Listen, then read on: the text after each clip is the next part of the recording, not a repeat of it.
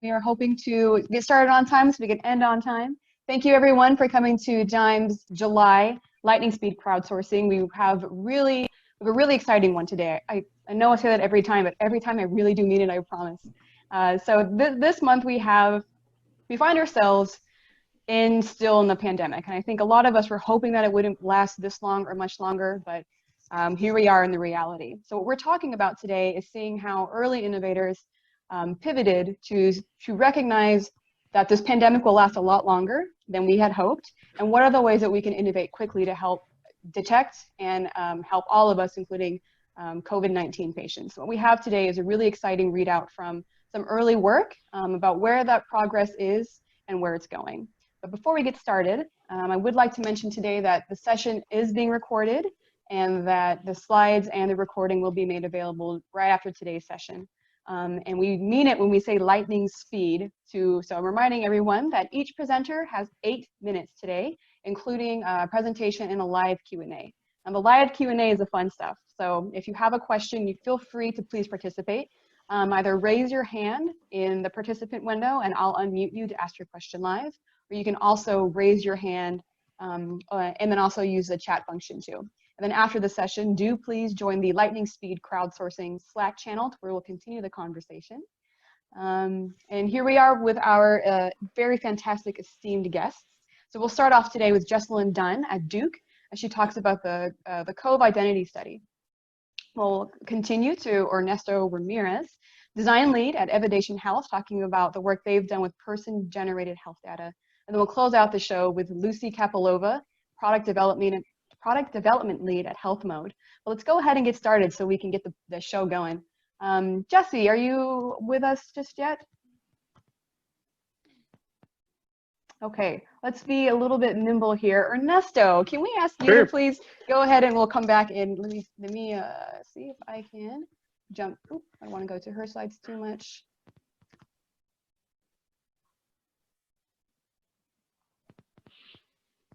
Okay. Sorry, my internet is a bit unstable where I am. Oh dear. I am hoping that I can stay solidly on. My video won't turn on, so maybe that's a good thing. I don't know. Okay, great. Well, while we have you, if it's all right, if we can go ahead and have you present. Sure, absolutely. I'm so sorry to be on and off here. No problem.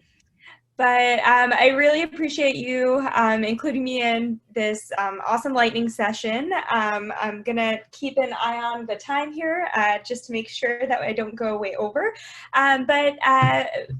Very broadly, we're working on a study to try to detect COVID-19 from wearable devices and from mobile data. And so I think probably similarly to the other presenters here, we're all kind of recognizing that in this time of infectious disease pandemic, we have a lot of technologies that already exist that give us the ability to detect changes in physiology that are indicative of disease. So if you want to hop to the next slide here. Oh, bummer, this got a bit messed up, but essentially the idea here is that we're trying to use a concept called a digital biomarker to predict whether or not somebody has COVID-19 and to predict if they do have COVID-19, how bad is it going to get? And the way that this concept of a digital biomarker works is that we have some target outcomes that we're trying to predict.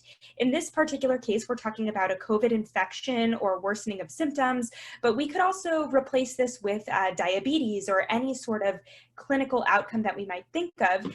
And if we had the clean slide here, it would basically say target outcomes equals F parentheses measurements, so some function of measurements. So we have heart rate, skin temperature, skin conductance, accelerometry, location, basically any measurement that can be taken off of a wearable or mobile sensor. So if we want to hop to the next slide here, I want to emphasize that this concept of using digital biomarkers is actually not new. That we've been using this in a variety of different ways for the last several years in order to detect different sorts of illnesses from infectious disease to chronic disease. And this is you know, it's pretty well established that we can relate these sensor measurements back to physiologic processes. And I think now one of the bigger challenges becomes, how do we increase the specificity and sensitivity of these methods so that we can be confident that when we believe that we're detecting an illness, that we actually are. So if you want to hop to the next slide.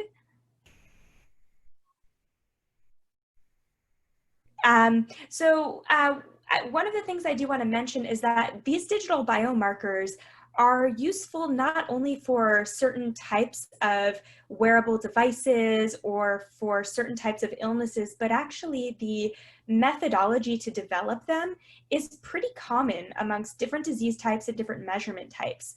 And so as we've realized that we've been repeating a lot of the same processes over and over again, we're seeing that there are a lot of other folks who could benefit and potentially build upon the algorithms that we've begun to develop and the data pre-processing methods that we've developed. So we have a platform called the Digital Biomarker Discovery Pipeline that was recently funded by Chan Zuckerberg Initiative and the Silicon Valley Community Foundation that is enabling us to open source all of the software that we're developing and hopefully get input from the community as well, so that if we find algorithms that can indeed detect COVID-19 from wearables, that anybody will be able to use them. Can hop to the next slide. So very broadly, this is what the Digital Biomarker Discovery Pipeline looks like and consists of. We have many different devices that are taking in measurements from wearables, implantables, mobile health, and there's a lot of steps that we go through that we've made open source so that anybody who is dealing with this type of data can use it. And this is in collaboration with the OpenM Health framework, and that has developed a lot of data standards for dealing with this mobile health device data. Go ahead and hop to the next slide. So very briefly, how do we apply these wearable devices data to detect illness? The example that we're looking at here is looking at heart rate in red and skin temperature in blue over the course of about 1.5 years. And the size of the circle essentially represents how much data fits into a certain category. And these different lines here are showing how that data fits into a normal or abnormal range for a particular person. So if you want to hit next, hopefully you can see that there is this, this clear blip on the radar, and that corresponds to a Lyme's disease infection. So we're adapting these principles. This was an algorithm that I developed as a postdoc at Stanford that can be used to detect sort of any kind of illness. So hopefully we can hop to the next slide. And I want to mention another study that we've been working on at Duke, which is the Biochronicity and Prometheus studies that are funded in part by the DoD, that are essentially learning how to detect infection from wearables. And in this case, we're actually grouping people by infection trajectory. So you can see that we've been able to, these are all people that were inoculated with H1N1 flu, and we can see that we can separate them out based on their wearable devices into their different infection trajectories. Last slide, hopefully, is just to mention how this all relates back to the study that we're working on now with relation to COVID-19, which is the COVIDentify study. That's at covidentify.org. Our goals are to use wearables to determine who should be quarantined or tested for COVID-19 and when, and who will need specialized care resources and when.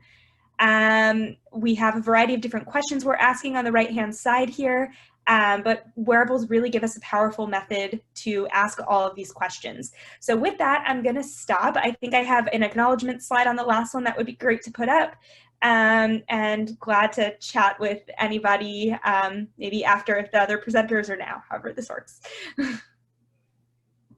Thanks, Jessilyn. That was really fantastic. Thanks for providing all that information in just, oh, there's the video. Oh boy. Yeah, my internet didn't crap out. That's great. Great. You only had 8 minutes to stick it through, so that's great. I did have a quick question on your excellent presentation. So you started the presentation by saying that there's already a lot of really great technology already kind of in place to help collect information for for COVID. And so you were showing even information whenever you were using during the H1N1 situation, and we're now in the COVID situation. So the difficulty of pivoting based upon specific pandemics or specific health needs at a certain time, what was given you already had a bit of a framework, how was the ability to pivot to use the technologies for COVID? In some ways it was straightforward, and in some ways it was a real disaster that we're still working to try to clean up. In the ways that it was straightforward, we already have the framework in place to develop algorithms using wearables data to make predictions of certain outcomes. We are just used to dealing with smaller scale studies. In general, a lot of the things that we do have been 100 to 200 people. And so scaling that framework to thousands or tens of thousands of people actually was not very straightforward. And a lot of the methodology we already had in place needed to be totally revamped on a timeline that I would never suggest anyone try to revamp on. And so I think that's the biggest challenge that we're still facing, is just making sure that our database and infrastructure is really up to snuff and enabling us to do the analyses that we envision. Okay, so pandemics are not recommended. Got it. Okay. Yeah. Thanks, Jessilyn. I really appreciate that. So with more questions, and I'm sure you have them, do feel free to reach out to her on Dime Slack, especially the Lightning Speed Crowdsourcing. It's where the party continues after this Wham Bam live event. Speaking of which, thanks, Jessilyn, for your presentation. So we're now going to jump to Ernesto talking about his really great work at Evidation. Ernesto, go ahead. There we go, unmute. Thanks, everybody. Happy to be here. Thanks for the opportunity. I will say that this is definitely an overview of not just my work, but an entire team of individuals, very smart people that are working on a variety of projects. So yeah, I'm going to talk a little bit about what we do at Evidation and how we think about person-generated health data. Next slide. This is really just a brief overview of what we do at Evidation. We try to bring the impact and importance of person-generated health data, your wearables, your surveys that you can collect during the everyday life, EHR, a variety of data that can be mediated by an actual individual to bear on important health questions. We really want to get people to not only operate and participate in clinical trials and in important research, but also understand how we can actually have a direct impact on their health and healthcare in the future. So yeah, I'll talk about 3 different projects here that we have ongoing. So first one, next slide, is our COVID Pulse project. So we launched this in at the middle of March, and what we decided to do is, COVID was, we were in it, everyone was in it, it was happening. We wanted to know how people were thinking and feeling about COVID-19, and so what we did is we put together a survey of attitudes, behaviors, and perceptions, and wanted to understand how people were thinking, how they were behaving, and just how they thought everything was going overall. And we leveraged our achievement platform, which is our consumer connected health cohort. Anyone can download the achievement app or sign up online, connect devices. And part of that is they get the opportunity to answer these surveys. And what we saw is that people really wanted to talk about COVID-19. I think on the slide here I have, in 4 weeks, we had over 185,000 people. I actually was just looking at this data last night.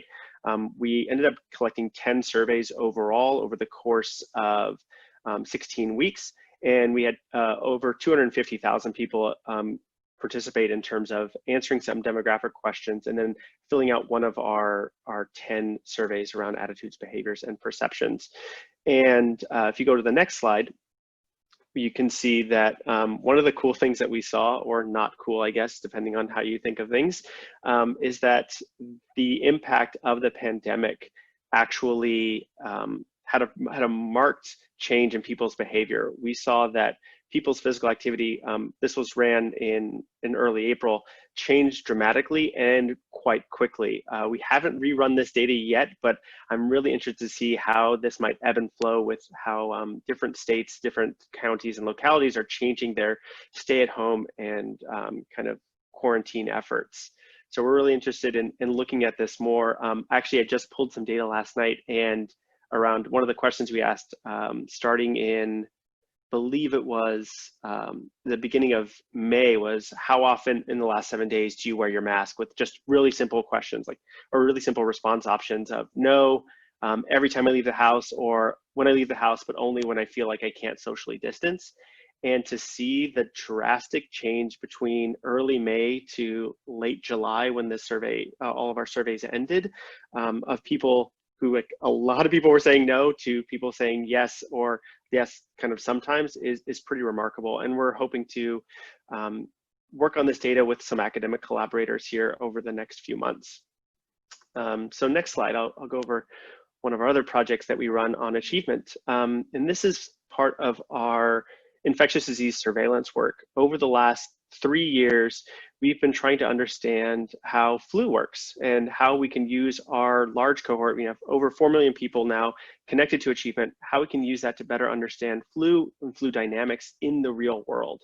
So for those of the people that are on achievement, every week during flu season, they just get a really quick question that says, hey, have you had any flu-like symptoms in the past 7 days? And if they say yes, they're ported through a IRB-approved study where we're asking them more specific questions about their symptom experience, their interactions and experiences with the healthcare system, whether or not they're receiving any medications, whether or not there's any incidences or prevalence of flu within their household setting, things of that nature. And we connect that data to other things that they've connected to our system, like their Apple Health or their Fitbit or their Garmin and WhyThings watches.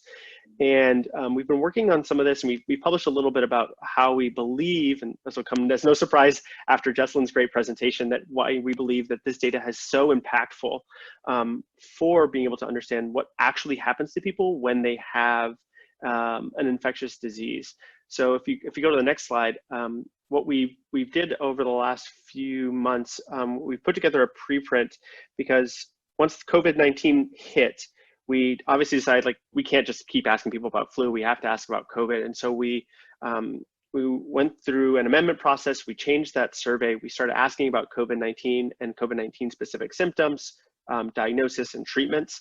And we have a preprint out there, the link is up on the screen here, that shows that flu and COVID-19, to no surprise, are different, but it's also different in how the people report them. The symptomology is different. People report shortness of breath, obviously more often in COVID-19. The duration of symptoms is longer for individuals that had COVID-19. But when we look at the wearable data, and we look at steps, sleep, heart rate, things of that nature, we see that COVID-19 and influenza-like illness, most likely flu in this case, have some marked changes in this wearable data. One of the big ones that we see is around resting heart rate, which I believe a lot of people have seen in influenza and other infectious diseases as well. And we're really interested in expanding on this with data as we continue to collect this. And it kind of made us think a little bit harder about what we're doing. And we're lucky, if you go to the next slide, that we just recently received some funding from BARDA and a variety of other stakeholders to actually implement this in the real world in a prospective trial. And so what we are doing is we're taking a look at some high-risk populations, healthcare workers, people that work in skilled nursing facilities or other nursing homes, outfitting those individuals with wearable devices and looking at their daily symptom reports, their daily experience reports, as well as getting a weekly viral sample. As of right now, we're using a saliva sample kit so that we can get a validated diagnosis using RT-PCR to see whether or not people actually have COVID-19 and what that viral load might be for those individuals. Hopefully to be able to train those models, just like Jessilyn was talking about, is to use that wearable data to understand when things are going on, but also to understand how symptoms progress over time. So that was a really quick overview of 3 of our core projects. Again, I'm just one person that works on a variety of these things. We have a variety of people at the Evidation that are making sure that these programs work well. But yeah, happy to answer any questions you have on those 3. Whew. Thanks, Ernesto. Fantastic presentation, and thanks for doing it so quickly. My goodness, lots of great information. I have a question about some of your you all had that the flu tracking app at the beginning, and then you were able to pivot to include COVID as well. So I think we all know that COVID testing was a bit difficult to get, especially at the very beginning while we were all trying to figure out what the heck's going on. Were you able to sort of verify COVID cases at the beginning of that work? So we don't do any, for that work particular, we're not doing any kind of EHR validation or verification on the diagnosis. We rely on self-report. But one of the things that we did do is we tried to make sure that people could separate a an actual test-based diagnostic and the result of that diagnostic from a symptom-based diagnosis. Because early on, and I think everyone here probably has experience of a friend or a loved one or an acquaintance who said, I think I have symptoms, try to get a test early on, but weren't able to get a test, but doctor's like, listen, you probably have it, just stay home for 14 days. Right. And so we do separate those out in our self-reported information. Yeah, great. Thanks, Ernesto. That's kind of the nature of the beast about all this kind of these new difficult things, you know. But I'm really looking forward to reading that preprint too that you guys put out. Really interesting stuff. Yeah. Awesome. Thanks, Ernesto. So if any more questions for him, I think we had some eager people who said that they have already messaged you on Slack. Ernesto, fantastic. Do feel free to reach out to Ernesto as well, especially on our Lightning Speed Crowdsourcing channel right after this presentation. All right. Last but very much not least, we will wrap up with Lucy's presentation. Lucy, take it from here. Thank you. Hello, everyone, and thank you very much for the opportunity to be here. I work for HealthMode, that is a company that develops digital measures that we already heard about, and I will tell you a little bit of how we are researching cough sounds that may be connected to COVID-19 disease. So if we go on, please. Next slide, please. Thank you. So at HealthMode, oh, no, the previous. Sorry. Yeah, so at HealthMode, we develop digital measures that we already heard about, where we collect, analyze, and also model data for better outcomes for clinical trials. And if we go on, we can see that one of our first and probably best developed projects or products is our digital cough measure, where we have developed a model that is able to detect cough sounds from the real world audio data. We have tested it in a couple of digital clinical studies, and we also ran a couple of other experiments. For example, as you can see on the right side, that we are able to distinguish various coughers in the room. That would be, let's say, 4 subjects, as in the diagram, coughing at the same time. So if we go on to the COVID-19 stuff, actually, that is that, as we well know, cough is one of the main symptoms, or one of the symptoms that is associated with COVID-19 disease as well. And when the pandemic broke, we felt kind of compelled to expand our research also into this area. So we started a decentralized clinical study focused on collecting this audio data of cough sounds from people who may or may not have COVID-19 disease. So if you would like to check it out, it's still running. You can cough into our application, into our website, or into our phone number, given that you will provide us with your informed consent, of course. If we go on, we can see a couple of results that we already, like preliminary results that we have from this study. So this is an example of recording from the actual study, from the actual participant. We can see that it's about 2.5 minutes long, and the model was already able to distinguish distinct cough sounds from the recording. But what is more interesting is that we would like to see whether the cough sounds actually possess some deep information that can be linked either to other symptoms of the disease or the disease COVID-19 itself. So if we go on, we can see how we approached such modeling. So this is an example for a symptom of runny nose. For this, we made an analysis when we had the data set of over 2,000 coughs from around 200 people. And we can see that the model inherently learned to distinguish whether the cough sounds sound differently from the people who were reporting that they have runny nose or not. You can see that clustering of the cough sounds from the study in the diagrams. If we go on, we can see that we also try to look at this in other symptoms, such as difficulty breathing, sore throat, or even diarrhea, where we saw some distinction. But you can see that much less people were reporting these symptoms missing than present. So, with more data, we hope that we would learn more whether that distinction can be made only from the cough sound itself. But what is most important is that we would like to see whether cough sounds possess information about the actual disease, whether COVID-19 patients or like people who are suffering from COVID-19 are coughing differently from people who are not. And you can see that the data points that we have for the actual self-reported cases, which were confirmed by PCR test, is much less. And that's because from the around 200 people, they're either tested once or not at all. So we are looking forward to get more data from this study to prove or disprove this hypothesis. Even though the data points are a bit more scarce, we can already see some clustering appearing, but it's only preliminary results so far. So we will need to wait and see. So to conclude, maybe with the last slide here, is that like we are doing research to look whether cough sounds possess some deep information about presence of symptoms or even the COVID-19 disease itself.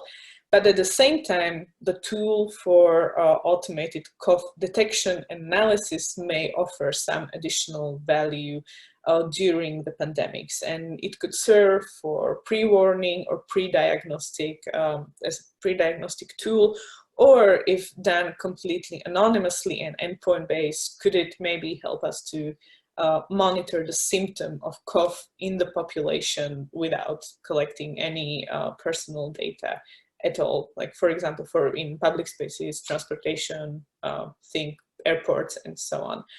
And the last thing that I would like to finish this with is that testing is very important, both to let you know whether you actually have the disease or not, but also to provide valuable information for science. And that's all from me. Thank you very much. Thanks, Lucy. Really, really interesting stuff, and kind of makes me a bit nervous to think about being able to measure cough sounds in an airport or maybe a grocery store or other places too. Kind of makes me itch just kind of thinking about it, but very important information to have. So I have a question. I think earlier in the slides, and I don't want to bot back and kind of change the screen here, but I do believe that, you know, on the right side of the slide, it had coughing sounds from 3 different people in the same location. Was that right? So have your team been able to differentiate this cougher versus this cougher perhaps in the same room? Yeah, definitely. And that was actually very interesting because we learned that it is possible to distinguish that based on the pitch of the voice that is very different for every person. And the model can pick that up. Wow, interesting. We'll see what that looks like whenever we deploy that perhaps in a Kroger or something later too. All right, well, any more questions for Lucy? There's really fantastic stuff here. Do feel free to reach out to her. Everyone here has made themselves very graciously available on our Dime Slack, always ready for whatever comes for our community. So do feel free to ask all the fun questions. And the slides will be available afterwards, as I think we all need just a little bit more time to digest these really fantastic information here. So here's our information again from our great presenters today. Many thanks to Jessilyn, Ernesto, and Lucy for really fantastic presentations, especially in this Wham Bam format. We really appreciate it. And as with the Dime, we always have a lot of things coming. So next week we have our webinar about systemic racism and how it persists in medicine and science and what we can all do about it. And also we have an upcoming journal club talking about how Germany has used their digital technology to help learn more from COVID-19. So as you know, the Digital Medicine Society is not just for America, but we're also for everyone else too in the world. So do feel free to see how our friends across the globe too are working on things. And if you do have a question, if you want to present at a future Lightning Speed Crowdsourcing, if you are one of the brave folks who want to jump in and do this, reach out to me here also on Slack. And do please, and I want to end by thanking again our fantastic presenters. Thanks again, Jessilyn, Ernesto, and Lucy. Thank you. Bye, everybody. Thank you. Thanks. Bye.